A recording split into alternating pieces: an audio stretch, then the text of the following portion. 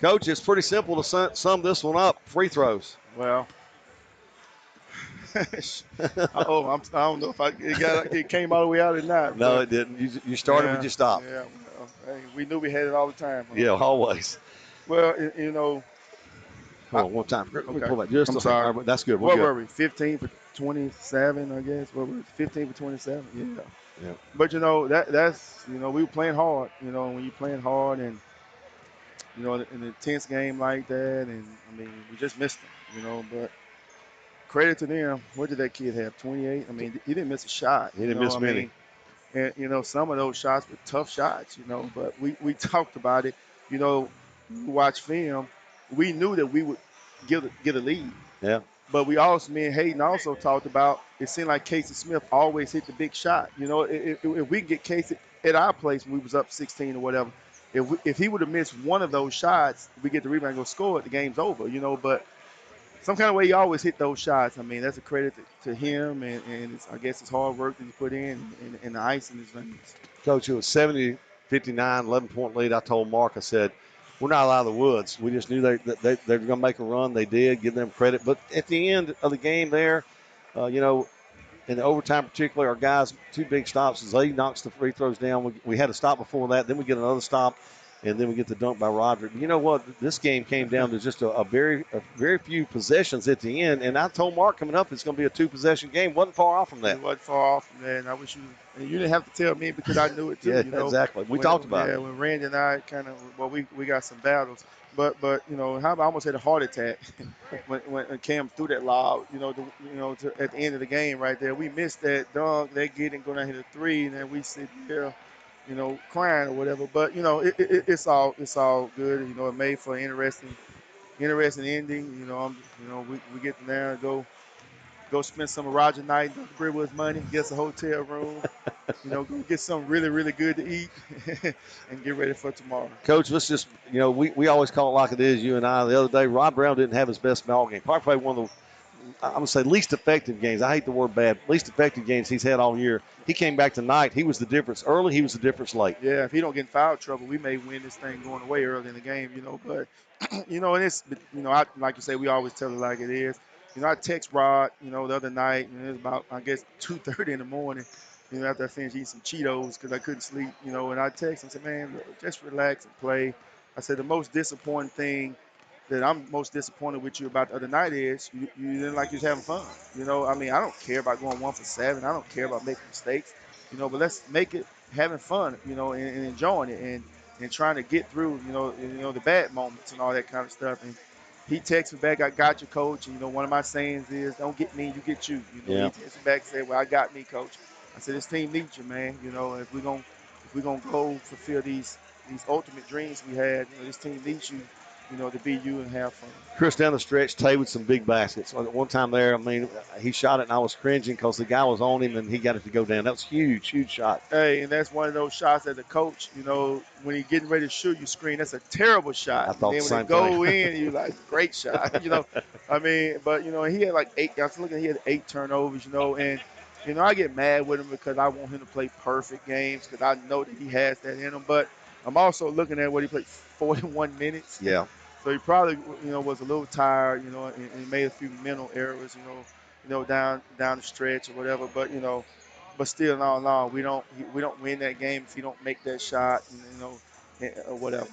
A lot of guys contributed, Coach. I want to go back to the play of the Twins. 15 points for the Twins, and Duran had a great game here Monday. Comes back today, a solid game for us. Made some good stops, got some big baskets. And Jerion hits 2 big 3 balls for us. He looked comfortable out there, He too, did.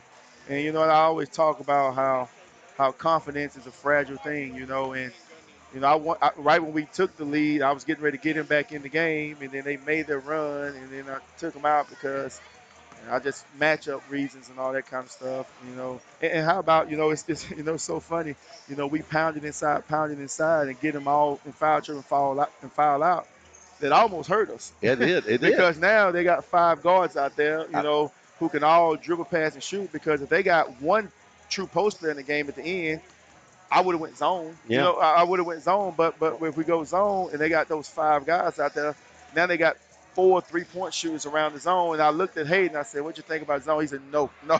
Yeah. You know, and so it ended up hurting us, you know, by getting those big guys fouled out, you know. But that's all in all. That's just so one of those nuisances in the game, you know, when you got so many decisions to make and so many thoughts you going through your head. And I know Wildcats fans at home, especially my dad, you know, why you ain't go zone? Why you ain't go zone? They're just going to the basket, you know.